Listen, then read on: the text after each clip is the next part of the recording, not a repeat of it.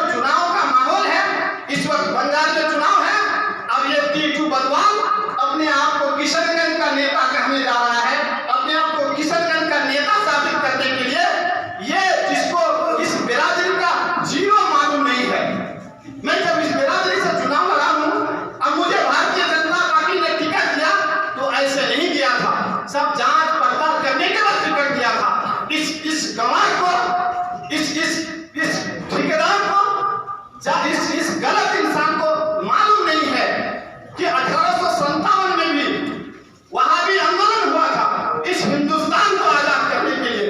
उस वहाबी आंदोलन में यही शेर शाहबाजी के उलमाओं ने अपना बलिदान दिया। इस शेर शाहबाजी के उलमाओं ने, इस शेर शाहबाजी के टीचरों ने अपनी बलिदान देकर इस हिंदुस्तान को आजाद करने के लिए अपनी जान लुटाया, अपने माल लुटाया और उस जान और बात को लुटा के इस देश को बांटने वाले, इस देश पे राज करने वाले, हमको गुलाम बनाने वालों को इस देश में खदेड़ने का काम किया। उस बात को भूलकर ये टीटू बदवाल जो जीरो पॉइंट का भी आदमी नहीं है, ये आज अपने आप को नेता बनाने के लिए हमारे इस सभ्यता को, गंगा जमुनी को तोड़ने के लिए ये इस तरह का काम करता है। दोस्तों, आपको पता होना चाहिए, मीडिया के बंधुओं, हमारे बीच कटिहार से अब्दुल शकूर साहब एमएलए हुए थे। वो 1967 में एमएलए हुए थे। अब इस गंवार ने क्या कहा, 1971 में ये लोग हिंदुस्तान आए हैं। इस गंवार को पता ही नहीं, इसका इतिहास कुछ नहीं मालूम है। जिसको अपने बाप का पता नहीं हो, वो दूसरे के जात का पता करने चला है। ऐसे लोगों को, मीडिया के बंधुओं, आप लोग भी एक्शन लें। इस भारत को बचा के रखना है। अब इस किशनगंज को, जो सुंदर किशनगंज है, अच्छा किशनगंज है, इस किशनगंज में गंगा जमुनी तहजीब अगर कहीं तक दिखता है, वो किशनगंज में दिखता है। इस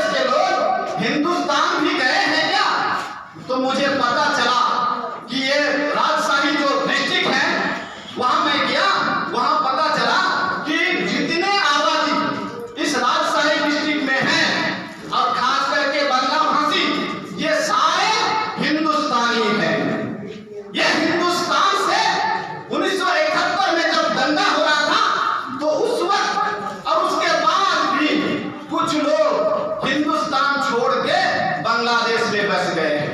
ये सारे हमारे लोग हैं, वहां जाके बांग्लादेश में बस गए हैं। अब ये गंवार लोग जिसको इतिहास पता नहीं है, और मालूम है आपको ये वहां 90%, उसने कहा 90% लोग मुर्शिदा और मालदा से आके बसे हैं। वो बांग्लादेश गए हैं, बांग्लादेश से आकर हिंदुस्तान में नहीं आए हैं, कोई भी नहीं आए हैं। अगर कोई आए हैं तो उसको रिफ्यूजी को सरकार ने अपने हिसाब से बचाया है, वो अपने हिसाब से बचाया। कोई वो हिंदू भाई लोग ज्यादा है, मैं किसको किसने किस तरह से बचाया मैं उसके तरफ नहीं जाना चाहता।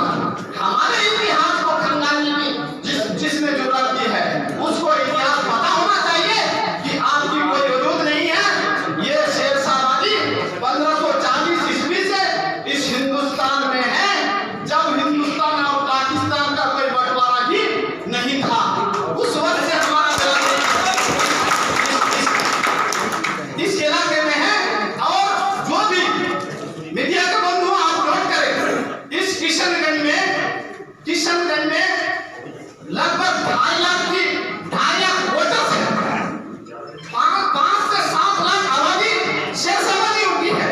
और बिहार के अंदर हमारी इस बिरादरी की आबादी लगभग 25 से 30 लाख की आबादी है। और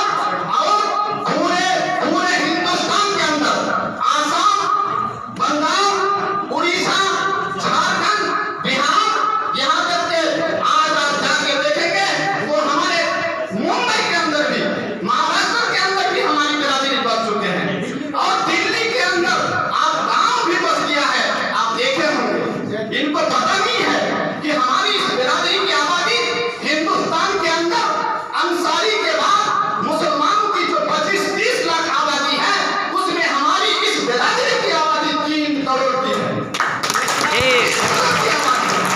इसको पता नहीं है कि ये बिरादरी 3 करोड़ की आबादी हिंदुस्तान में बसते हैं और 1540 ईस्वी से इस हिंदुस्तान में बसते हैं। इसको जिसने भी गलत कहने का कोशिश किया, अगर उसने वो साबित कर दिया, भाई तुम साबित करो, अगर नहीं करते हो तो तुम्हारी खैर नहीं है। बिल्कुल हम लोग डरे नहीं हैं, हम उससे किसी चीज में कमजोर नहीं है। किस चीज में हम कमजोर है इसको पता होना चाहिए। कि हमारी बिरादरी के डीएसपी एसपी लोग भी हैं, हमारे बिरादरी के जजेस भी हैं, हमारे बिरादरी के सैकड़ों वकील हैं।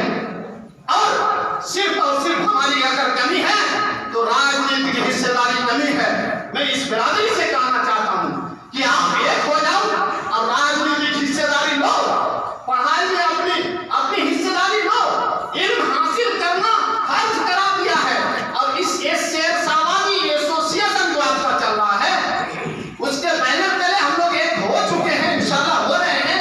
अब उनका पहला ही फार्मूला है कि आप कलमा को हो, आपका जो सोच है, मेरा जो सोच है, इस बिरादरी का जो संगठन का मेन उद्देश्य है वो शिक्षित करना, इस बिरादरी को शिक्षित करना और राजनीतिक हिस्सेदारी लेना। ये राजनीतिक हिस्सेदारी जब तक कोई हमको नहीं मिलेगा, इसी तरह का गंदा इंसान अपना रोटी सेकने के लिए हमारे खिलाफ इस तरह का करेगा। इसको जवाब देने के लिए हमको राजनीतिक हिस्सेदारी लेने की जरूरत है। और जो काम जिस काम को लिए हम लोग आए हैं, मीडिया के बंधुओं, आप इस बात को अपने जज्बात में लिखें। इस टीटू बदवाल को और वो जो राजेश जिसको उजागर करना था, वो गलत बयानबाजी करते हैं। ये राजेश कुमार जो शिवसेना से शायद चुनाव लड़े थे, वो भी अपनी रोटी सेकने के लिए इस तरह का काम करता है। ऐसे लोगों को हर हाल में जेल में सलाखों के पीछे जाना चाहिए। इस एसोसिएशन की, इस इलाके की गंगा जमनी तहजीब को मानने वाले की आवाज है। मैं इन शब्दों के साथ मैं आप सबका धन्यवाद व्यक्त करता हूँ, आप सबका शुक्रिया अदा करता हूँ, मीडिया के बंधुओं का मैं शुक्रिया अदा करता हूँ कि आपने इस बिरादरी के ऊपर गलत बयानबाजी कर